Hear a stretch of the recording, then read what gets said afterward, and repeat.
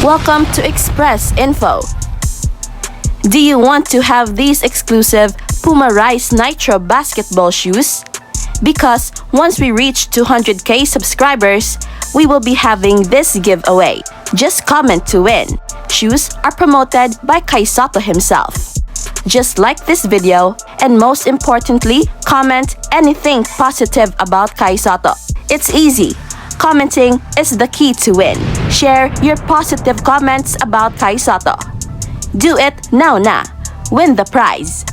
Stay tuned for more updates. Ang lakas ni Scottie Thompson sa game versus Mexico at talagang binuhat niya ang buong team sa kanyang mga balikat to earn respect galing sa napakalakas na team ng Mexico. And what is impressive ay ang kanyang improvement sa kanyang 3-point shooting. Grabe na ang galing ngayon ni Scottie Thompson pagdating sa 3-point shots. Parang kailan lang nang nag-beg off itong si Scottie Thompson na maglaro sa Gilas dahil hindi pa ready ang kanyang laro.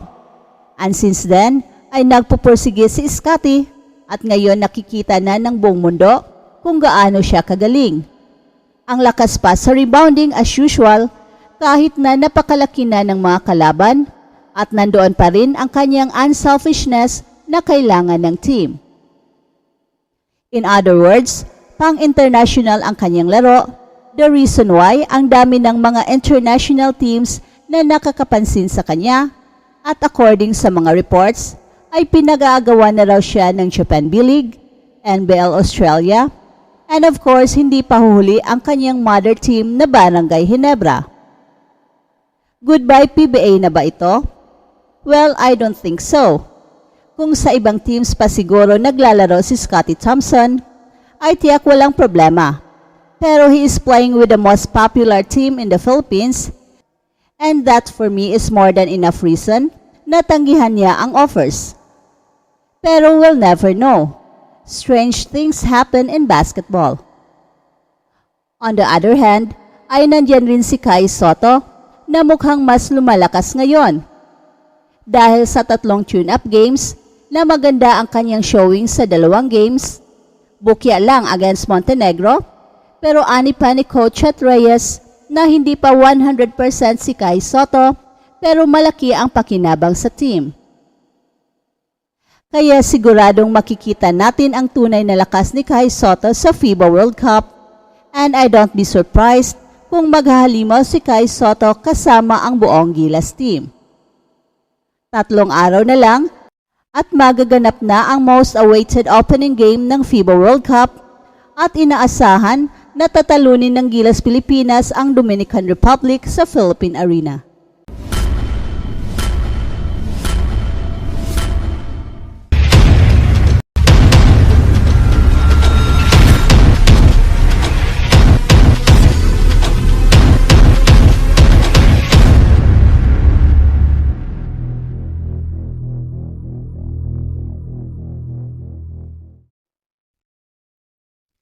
Samantala, ang Italy ay nagwagi sa kanilang tune-up game series matapos talunin ang New Zealand 88-81 noong Lunes sa FIBA Solidarity Cup sa Shenzhen, China.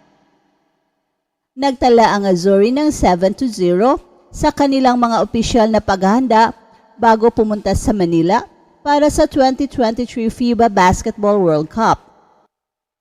Darating sila sa Martes ng hapon, at ang pagwagi na ito ay nagpapatibay sa kanilang posisyon bilang isang koponan na dapat bantayan sa Group A na kinabibilangan ng Dominican Republic, Angola at Pilipinas. Si Matteo Spagnola ay nagtala ng 14 points at sina Gianpaolo Ricci at Stefano Tonot ay parehong nakakuha ng 12 points para sa Italy. Nanalo ang Italy laban sa Turkey, China, Serbia, Greece, Puerto Rico at Brazil sa kanilang tune-up series sa loob ng 3 linggo. Ang kanilang tagumpay sa mga tune-up games ay nagpapatibay sa kanilang bilang mga paborito na mag-uugat sa Group A kung saan makakalaban din nila ang Gilas Pilipinas. Ang Italy ay mag-uumpisa ng kanilang laban kontra Angola ngayong August 25 sa Philippine Arena bago lumipat sa Smart Araneta Coliseum para sa kanilang laban kontra sa Dominican Republic sa August 27. At lalaruin ng Italy ang huling round ng grupo kontra Gilas Pilipinas sa August 29 sa Smart Araneta Coliseum. At ang pag-host ng bansa sa 2023 FIBA World Cup ay nagdadala ng pinakamalaking koleksyon ng mga bituin ng basketball na dumating dito. Mula kay Kobe hanggang kay KD, Harden hanggang kay Pippen, narito ang listahan ng mga NBA stars.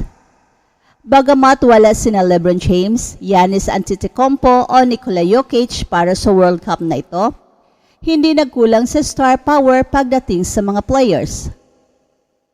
Among the top attractions coming over to Manila ay sina Karl Anthony Towns ng Dominican Republic, Bogdan Bogdanovic ng Serbia, Jonas Valanciunas ng Lithuania, Nikola Vucevic ng Montenegro, Simon Fontecchio ng Italy, and our very own Jordan Clarkson ng Gilas Pilipinas, at ang underrated USA team whose biggest stars include coaches Steve Kerr and Eric Spoelstra. Siyempre, mayroon ding ibang mga bituin tulad ni Luka Doncic ng Slovenia, Rudy Gobert, Nicolas Batum, at Evan Fournier ng France. RJ Barrett, Shai Gilgeous-Alexander, at ang controversial na si Dillon Brooks ng Canada. At meron pang dalawang batang players na sina Josh Giddey at Green ng Australia, Dennis Schroeder ng Germany, at si Lauri Markkanen ng Finland na maglalaro sa grupo sa either Okinawa sa Japan o sa Jakarta sa Indonesia. Subalit inaasahan na dadalhin nila ang kanilang kakayahan sa bansang ito na labis na mahilig sa basketball kapag mag-uumpisa na ang knockout rounds. Subalit bago ang nalalapit na 19th edition ng World Cup, ang Pilipinas, whose passion for basketball knows no bounds, ay naging host din sa maraming kaganapan na tampok ang ilang mga pinakamalalaking pangalan sa pandaigdigang basketball. That's it for now, guys. Pero bago kami magtatapos, ay huwag kalimutan na huwag magpahuli sa mga pinakabago mga kwento at balita ng kasiyahan at tagumpay. Bahala na ang mga marites dyan. Basta kami ay handang maghatid ng tunay na inspirasyon sa mundo ng sports.